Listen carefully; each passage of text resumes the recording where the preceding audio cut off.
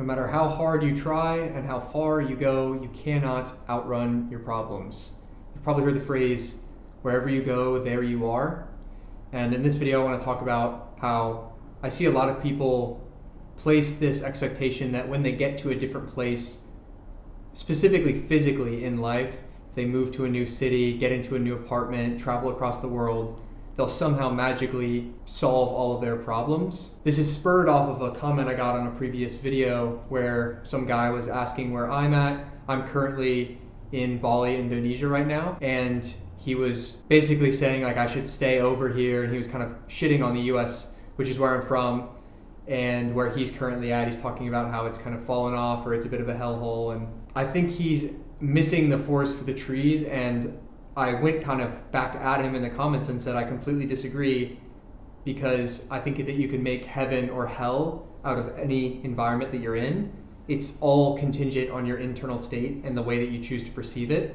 And I speak completely from personal experience, because I have made the mistake in the past of not getting right with me and solving all of my internal issues first, and then booking the ticket, taking the trip, and expecting things to somehow be different, expecting me to somehow perform different in a different environment.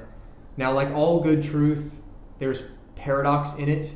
And of course, environment can be super conducive, and you want to put yourself in an environment where it is effortless or a lot less effortful to be in the best state possible. It's why I've taken myself here. It's a very conducive environment to vital living. I get the ability to train, eat well, surf, do all the amazing things that I want to, right? Like I'm here for a reason. But all of that being said, I made sure and was confident in the fact that even in environments that I didn't want to be in, whether it was going back home and living with family, being in a place that was a winter season and you don't see the sunlight, you can't go outside and you can't ground, like anything you want to complain about in your environment, if you can't be happy there, you will not be happy, because curating happiness is a skill in and of itself. Naval Ravikant has that great quote, if you can't be happy with a coffee, you won't be happy on a yacht. He's obviously speaking from direct experience, given that he's, I suppose, potentially billionaire, definitely 100 millionaire net worth. So he's seen the pinnacle of material financial achievement, and getting on the other side of that isn't going to grant you what you think it will. And the reason I'm specifically talking about travel or relocation in this video is because I think it's something that a ton of young people make the wrong assumption about. They think that, oh, I just need to get out of my hometown. I need to move out of my parents' house. I need to move into a new city, or I wish I was on the West Coast versus the East Coast. I wish I was in a big city versus a small town. 100% massive advocate for travel. You should always book the ticket. You should always lean into that experience, but don't expect all of that internal stuff that you're dealing with wherever you are right now to just magically disappear.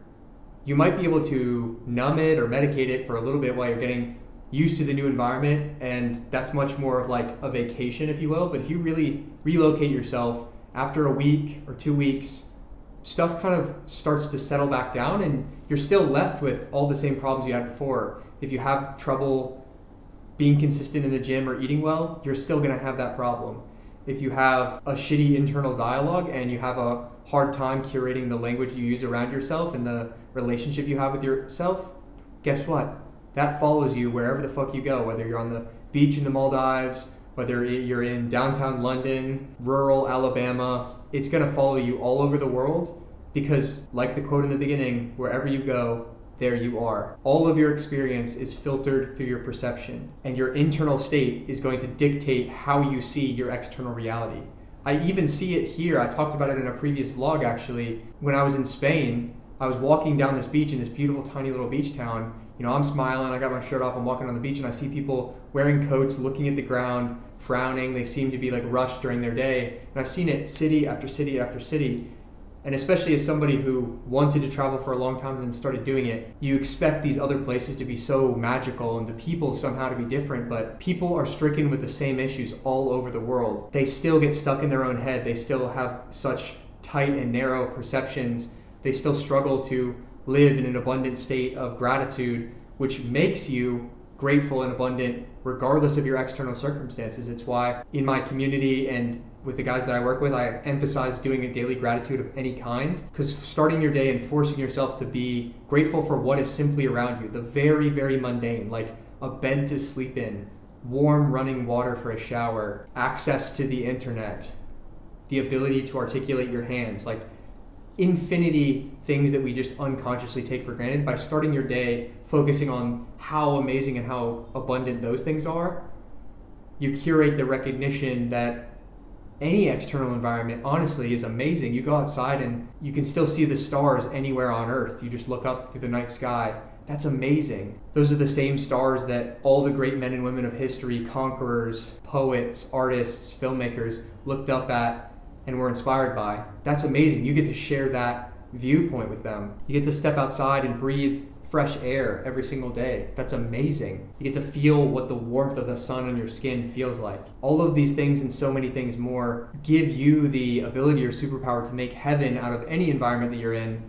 And so this is both a warning and an encouragement to say, like, don't expect a new external environment to somehow magically shift or change your perspective. Practice wherever you are before you can take the trip, before you save up the money, before you're ready to make that big leap. Practice the ability and see if you can curate the ability to be grateful and happy and abundant wherever you are. Because if you can be happy in a shitty environment, I can't tell you how amazing it is on the other side when you put yourself in an amazing environment. So wherever you are right now, that's exactly where you're supposed to be. It couldn't be any other way. You're in that specific place and specific space for a reason. So express gratitude for the things that you like. Acknowledge the things that you might want to change voluntarily in the future to a new environment.